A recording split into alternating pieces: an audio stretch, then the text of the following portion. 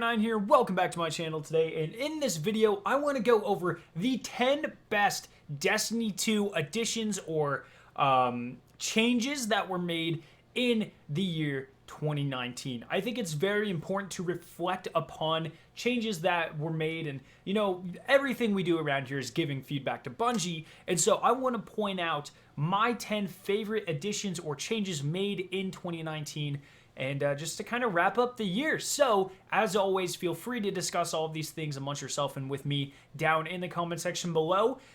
There's no rules for this one. I would say that all 10 of these aren't in any particular order. I just have 10 points, and I want to go ahead and talk about them. So number 10, the Pit of Heresy. This was a fantastic addition to the game. Definitely a worthy successor to the Shattered Throne. In my opinion, the Pit of Heresy is actually better than Shattered Throne. I feel like the encounters flow a little bit more. I like the final boss a lot more than, do in Karoo. I just think that Pit of Heresy took the idea of a dungeon, really expanded upon it. They took a lot of liberties with it. Some of the encounters are fairly clever. The ogre encounter right before totems is unlike anything we've seen in Destiny up to this point. I really like how they brought back the dick wall, but they did it with the the doors where the plunger will come out and just launch you. You can skip that entire thing, but it's really freaking cool. Then in addition to all of that, you had an amazing exotic quest that tied into it for the Xenophage with a unique boss to wrap it all up. It was very cool, full of puzzles. Unfortunately, the Xenophage is a little bit disappointing. I haven't used it since the buff though, so maybe it's a little bit better. And yeah, all in all, Pit of Heresy really ties together what the idea of a dungeon should be. It was implemented perfectly. It flows into the theme. The hive, decal all around it is very, very cool. And all in all, it was a great addition to the game. Now, the 9th point is going to be the addition of the Recluse with the Season of the Drifter. How can you forget the Recluse? This was the most controversial weapon and the most popular weapon in all of 2019. There's a reason I have nearly 67,000 kills with this thing. I know other people have like 200,000. This gun is amazing. It really shaped what the meta for the PvE side of Destiny was going to be for the entirety of 2019. Even after it got nerfed, it's still incredibly powerful and incredibly popular. It's an amazing gun. It wasn't that difficult to get, and it really laid out what Bungie wanted from Pinnacle weapons. And it kind of is actually the reason they moved away from the Pinnacle weapon system to go to the Ritual weapon system. So it had a huge impact on the game. It was very powerful, it was very popular, and it definitely deserves to be recognized as one of the high points of Destiny in 2019. Now in the number 8 slot, we have the Garden of Salvation raid. We of course had 2 raids added to the game with 2019, that being the Crown of Sorrow and the Garden of Salvation. Crown of Sorrow is kind of meh, definitely a mid-tier raid in my opinion, but Garden of Salvation really just kind of kept expanding on the idea of what a raid should be. We ventured back into the Black Garden. It was an incredible raid through and through. There's not a single encounter I think is a waste of time or a waste of space or just a waste of development resources or anything like that. It was very, very well done. The Divinity quest was incredible. One of the best raid exotic quests that we've had up to this time. Just through and through, very reminiscent of the old Outbreak Perfected or Outbreak Prime quest, in fact. And just all of the raid, everything is incredible, especially that final boss fight. Definitely a raid that is going to remain in my top 3 raids for probably quite a while. It was very well done, an amazing addition to the game, and yeah, I'm glad it's here. Now the 7th one that we're going to be talking about is one that I feel like a lot of people forget about, but this did in fact launch in 2019 on January 6th, in fact. That is going to be Niobe Labs. I loved this encounter, or this secret activity, whatever you want to call it. I am a type of guy that goes crazy for ciphers, Easter eggs, riddles, these sorts of things. Niobe Labs, which was a perfect culmination of the community coming together to solve ciphers and Easter eggs that were left behind by Bungie and Vicarious Visions in the different forges. Once you got the 3 emblems to kind of tease Niobe Labs, we unlocked Niobe Labs, and we had to complete a series of 10 Easter egg ciphers to unlock secret riddles and codes to get us all the way through the encounter. It was one of the coolest things that I've ever seen. The entire community came together to solve it. It was awesome to be a part of it. And honestly, it was incredible. I hope we get a lot more stuff like that in the future of Destiny, because, you know, it's a lot of fun. It's very, very cool. Now in the number 6 spot, we have 0 Hour and the secret quest to get the Outbreak perfected, as well as the Easter eggs that came with that. You know, you could get the scrap ship. I use it all the time. I don't even know what it's called. The toaster ship.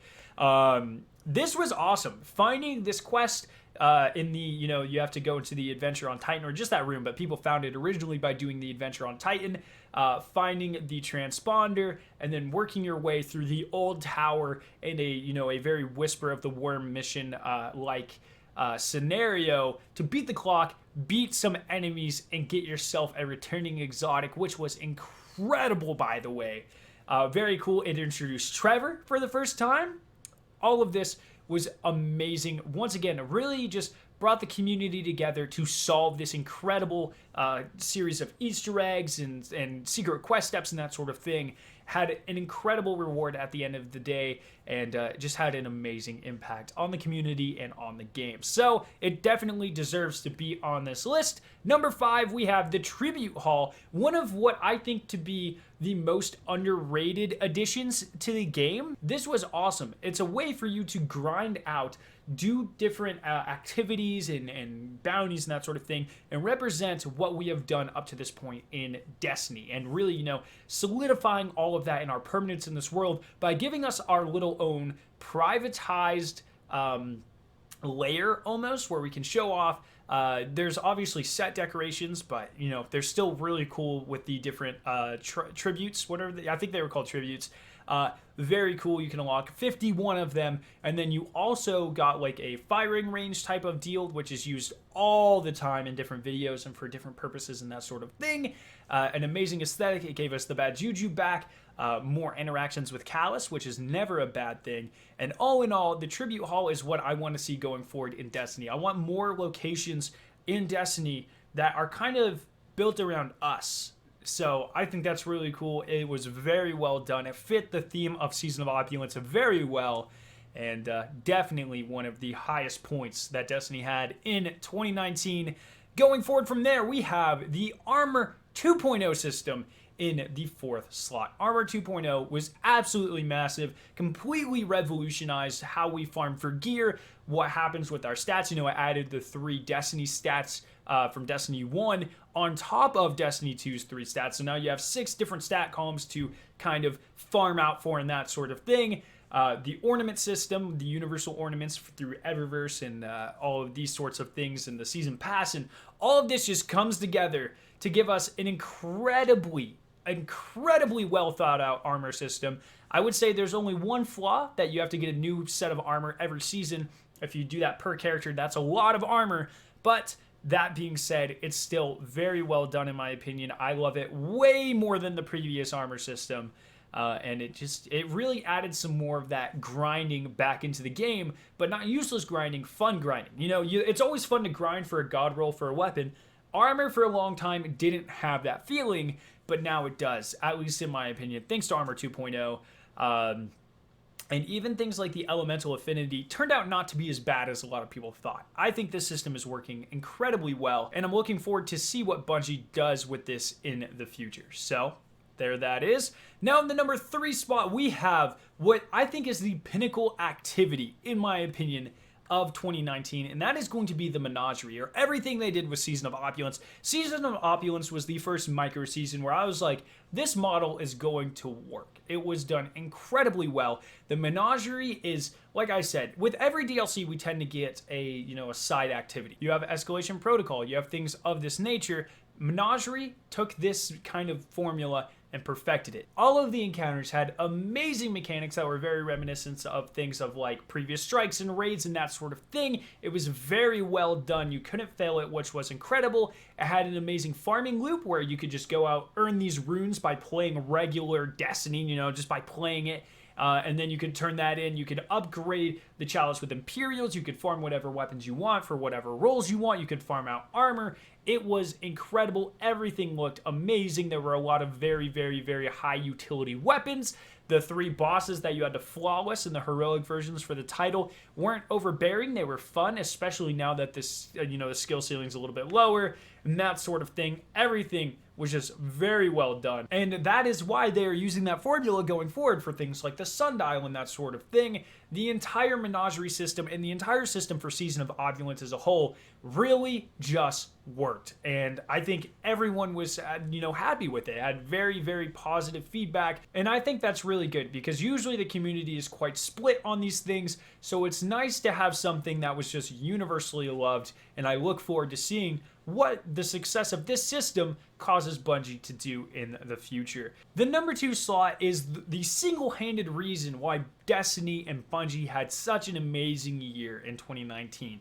Destiny 2 was one of Steam's best-selling games. It's just been smashing all sorts of records. It's at an all-time high player base, or at least within the last couple of years. It's booming, and that is because of cross-save. Now my gameplay doesn't look awful because it's on PC. Now more people can connect and play together wherever the hell they want, unless you're on Stadia. And everything just looks and plays incredibly. The implementation of the system was done very, very, very well. And cross-save changed how the game is played, how the game is known. And that's really, really incredible. I think this should be an industry norm. Bungie took a huge risk by, putting their resources there and doing it. And in my opinion, it seems to be paying off. It seems like it definitely worked for them. Hopefully we can see cross-play, opt-in cross-play at some time in the future. But for now, cross-save was an amazing step forward. Definitely one of the top highlights of 2019. And incredibly important for the game that we all love to play. And then the final one for this video, probably the most important thing, or the thing that's going to have the largest impact on this game as a whole, Bungie leaving Activision. An incredible, just a surprise all around. No one saw it coming. It was just out of nowhere, honestly. And whether we are seeing the ramifications of that now or if we have to wait a little bit later, it's not really clear.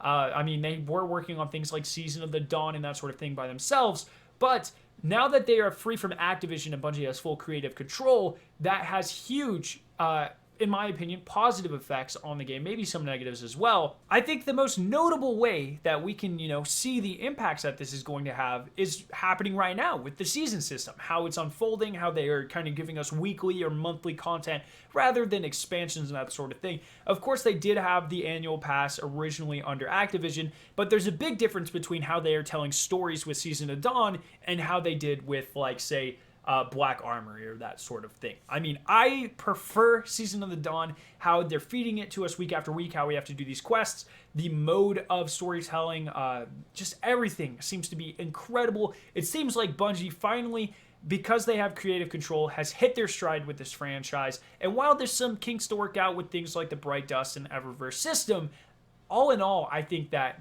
Destiny's in an incredible place. It's awesome that the artists have full creative control now. And I'm very excited to see where the game goes now that they can make the game that they want to make. And of course, like I said, we've seen some results of this. I'm sure we'll see even more ramifications going forward in the future. But, right now with Season of Dawn, bringing back the moon and Eris Morn and this sort of thing, building the game how it is now and progressing the story forward like that, seems to be a direct result of them leaving Activision, or at least kind of inspired by that. And it's very, very cool. And I can't wait to see what happens with Destiny 2 and the Destiny franchise in the years to come as a result of this. So those were 10 of the most notable points in 2019. There's a lot of them, and honestly, we got a lot of amazing content this year. And I can't wait to see what happens in 2020. So I hope you guys did enjoy this video. Once again, let me know what you guys thought about all of this down in the comment section below. Let's discuss what were your 10 high points of Destiny 2 in 2019? Let me know. If you guys did enjoy this video, make sure to leave a like rating and to share it with your friends. If you're interested in watching either of the 2 videos on screen, you can click their respective annotations to be taken to them. If you're brand new to my channel, make sure to hit the giant version of my logo on screen to be subscribed to more awesome Destiny 2 videos and live streams. Thank you guys so much for watching today, and I will see you in my next video.